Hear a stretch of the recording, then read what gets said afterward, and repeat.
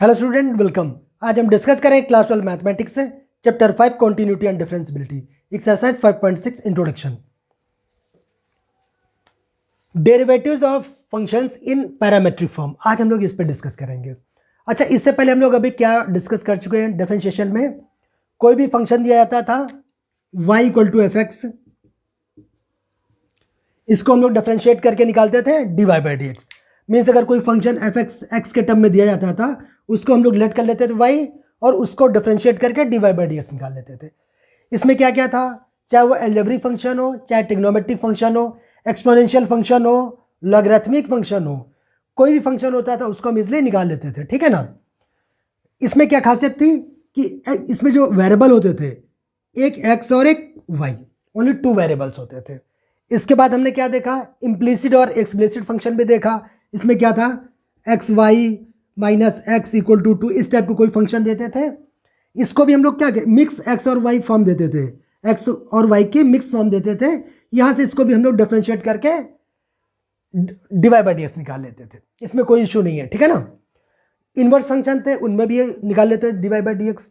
Means जितने भी function पढ़े उन सभी में एक खासियत थी कि सभी फंक्शन एक्स और वाई ही होते थे वेरिएबल, इनके अलावा कोई थर्ड वेरिएबल नहीं होता था।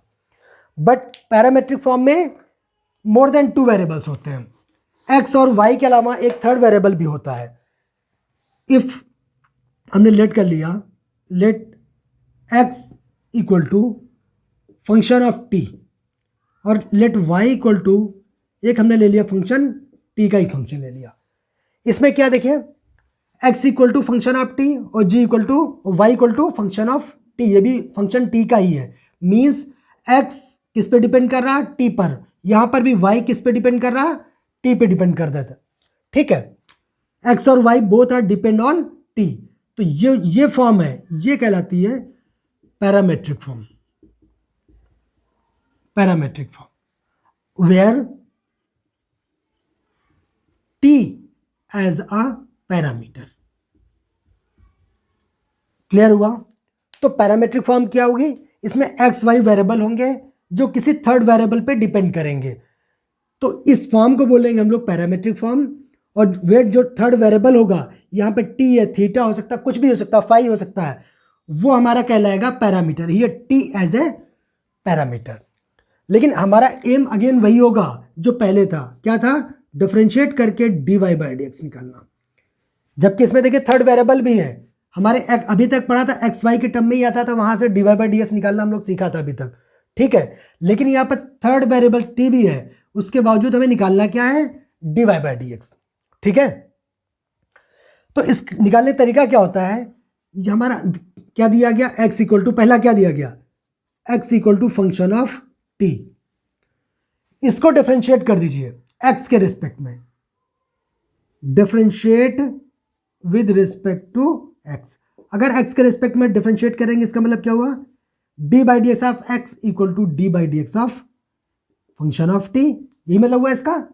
अच्छा, D by D x of X क्या होता है? 1 होता है, आप लोग को अच्छे से पता है। और D by D x of function of T, इसका डिफरेंशिएशन क्या होगा? अच्छा, आप लोग बताइए, अगर D by D x of function of x होता है, इसका डिफरेंशिएशन क्या होता है? सिंपली अगर एफ डैश एक्स लिख देते हैं, यही होता है। ठीक है, अगर एफ एक्स का डेरिवेटिव निकालते हैं तो एफ डैश एक्स आ जाता है सिंपली। तो ये कब होता है? जब एक्स वेरिएबल यहां पर, एक्स यहां पर भी है, तब हमारा डायरेक्ट एफ डैश एक्स आता है। ठीक है, यहां पे क्या देखिए, एक्स के रिस्पेक्ट में डिफरेंशिएशन कर रहे हैं, लेकिन ये किसके टर्म में फंक्शन है? टी के टर्म में है। तो एक्स तो नहीं है, एक्स के अलावा कुछ और है, तो उसको लेट करना पड़ेगा। तो अगर ये फंक्शन एक्स होता तो क्या होता? एफ डैश एक्स, तो यहां से एफ डैश टी आ गया। लेकिन ये टी तो है नहीं, वो एक्स, सॉरी एक्स तो है नहीं, ये टी है। मीन्स एक्स के अलावा कुछ भी वेरिएबल होगा उसको दोबारा डिफरेंशिएशन करना पड़ता है। जैसे हम लोग लेट टी करके करते हैं, तो d t upon d X. ठीक है, तो यहां से अगर हम D t upon d X की वैल्यू निकाल लें, D t upon d X की वैल्यू निकालेंगे तो क्या आ जाएगा? 1 अपॉन एफ डैश टी। इसमें कोई प्रॉब्लम तो नहीं है? ठीक है, अब क्या करते हैं? सेकंड क्या दिया function? y equal to G T. इसको भी डिफरेंशिएट करिए with respect to x.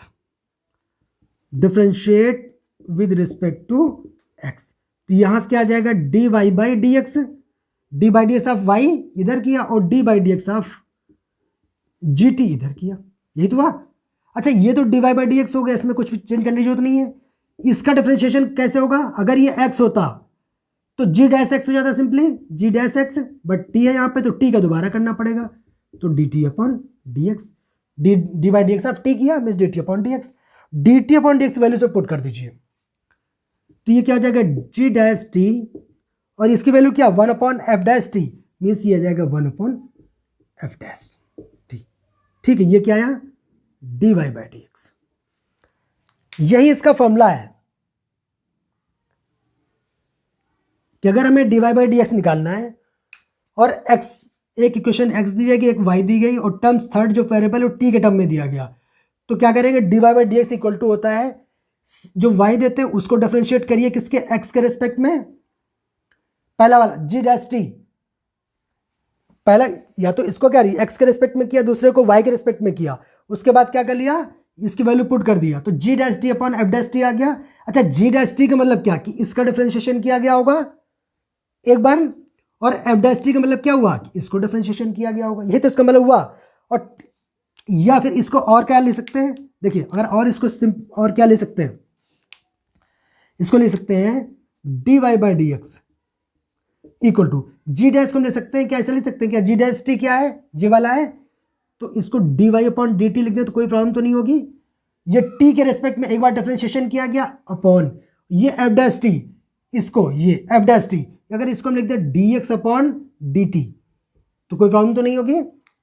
Simple अगर देखें तो ये जी डैश टी का मतलब क्या है, जी टी को एक बार डिफरेंशिएट किया टी के रेस्पेक्ट में, G D Y upon D T और ये D x upon D T, अगर वैसे भी अगर डी टी कैंसिल कर दे तो क्या बचेगा d Y by D x.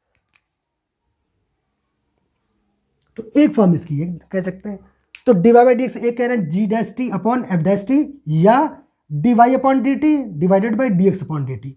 अगर ये फॉर्म याद रहती है तो ठीक है, नहीं रहती तब भी कोई बात नहीं, क्वेश्चन करेंगे ये भूल भी जाएगा कोई फर्क नहीं पड़ता, क्वेश्चन तब भी हो जाएगा। ठीक है, और ये एक्सरसाइज बहुत आसान, हटा दें इसको, इसमें लग नहीं रहा कहीं कोई प्रॉब्लम रही होगी, रिपीट करने की जरूरत नहीं कुछ भी ना, हटा दें।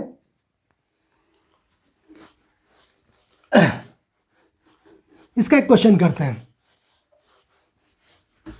बहुत ही सिंपल एक्सरसाइज है ये। इसका एक एग्जांपल लेते हैं, क्या दिया गया x equal to 280 square, x equal to 280 square and y equal to 80 की पावर 4, a की पावर 4 दिया गया। ठीक है, फर्स्ट दिया गया x equal to 2a square, x भी t का फंक्शन है और y भी t का फंक्शन। अगर कंपेयर करें अभी हमने किया था x इक्वल टू एक फंक्शन था ft और y इक्वल टू था एक gt था, ये भी t का फंक्शन और y भी t function, where t as a parameter. ठीक है, अच्छा जो फर्स्ट फंक्शन दिया जाए उसको t के रेस्पेक्ट में डिफरेंशिएट कर दीजिए, तो क्या लिखें differentiate with respect to t। अगर इसको t के रेस्पेक्ट में डिफरेंशिएशन करेंगे means d by D T, अगर x के रेस्पेक्ट में करते हैं तो d बाई डी एस करते हैं, अगर t के रेस्पेक्ट में करें तो d बाई डी टी करेंगे। ठीक है ना, x equal to d by D T of 280 square, तो अच्छा ये क्या आ गया dx बाई डी टी आ गया, इसमें कोई चेंज नहीं आएगा, और ये क्या हुआ 2a कॉन्स्टेंट आ गया बाहर आ गया, और d by D T of T square क्या हो जाएगा 2t, d by D x of x square क्या होता है 2x हो जाएगा ना, n इंटू एक्स की पावर n-1, तो ये क्या आ गया 4at। ठीक है, अच्छा सेकंड क्या दिया गया, सेकंड क्या दिया गया y इक्वल टू 80 की पावर 4, इसको भी t के रेस्पेक्ट में डिफरेंशिएट कर दीजिए, और ये इसको इक्वेशन फर्स्ट माने ले रहे हैं।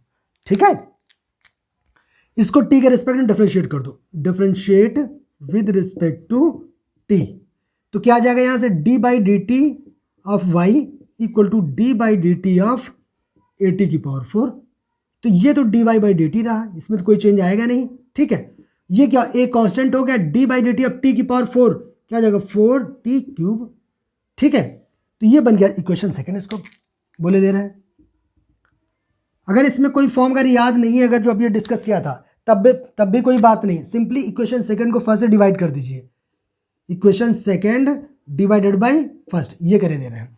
अगर ये करेंगे तो लेफ्ट हैंड साइड में देखिए क्या आएगा, ये आ गया D Y upon D T और डिवाइडेड बाई क्या आया, D x upon D T, यही तो आया, इक्वल राइट हैंड साइड पे क्या आ जाएगा 4a T cube divided by 4a T, तो यहाँ से टी डी टी कैंसिल हो गया ना, और 4a से 4a ये वाला इससे कैंसिल हो गया और ये भी इससे कैंसिल, पावर 2 बचेगा यहाँ पे।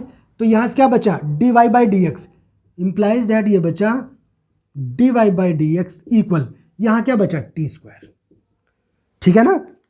जब सेकंड को फर्स्ट से डिवाइड किया, लेफ्ट में क्या हुआ D Y by D T और यहाँ हुआ D X upon D T cancel, बचा क्या D Y by D X, और राइट हैंड साइड में क्या 4a T cube divided by 4a T, तो 4a से 4a कैंसिल हो गया, एक टी से टी कैंसिल, बचा कितना टी की पावर 2।